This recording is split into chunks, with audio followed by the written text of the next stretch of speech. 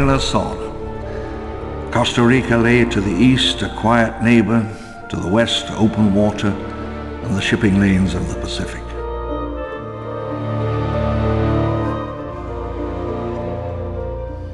"1981. I stumbled out of the helicopter, already beginning to sweat, and looked around at the lush forest, the wet leaves.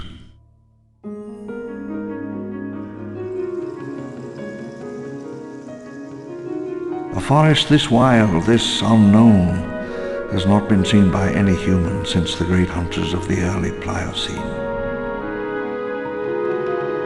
The forest smelled of wet leaves, damp earth, rotting wood.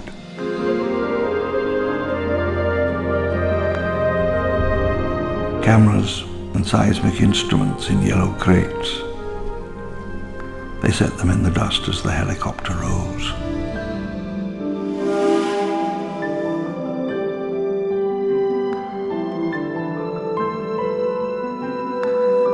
A few weeks after we landed, we went to the summit to put up a crude satellite link.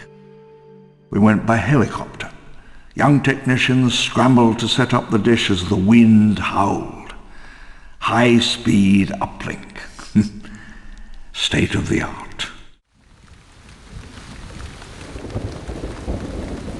In May, the rains came.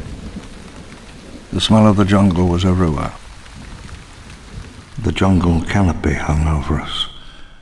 There was an utter silence. Far away, I could hear a jeep engine idling.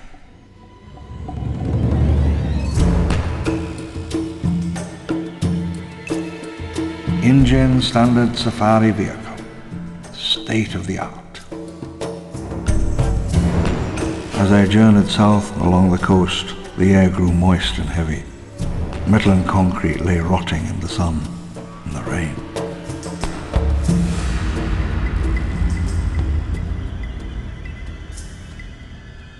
A failed coffee plantation of the 1860s.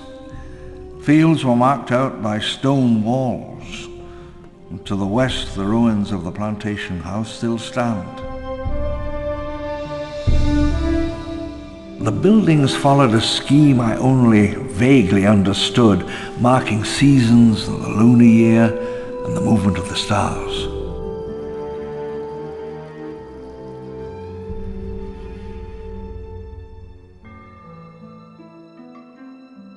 The sky at noon was like nothing in Europe. Hot, tropical, and new world. On the plain, the heat was extraordinary, like a solid wall. I stepped out of the jeep and stretched my legs. The two guards attended to the wheel, and just for an instant I stood alone, unprotected in the Jurassic wilderness.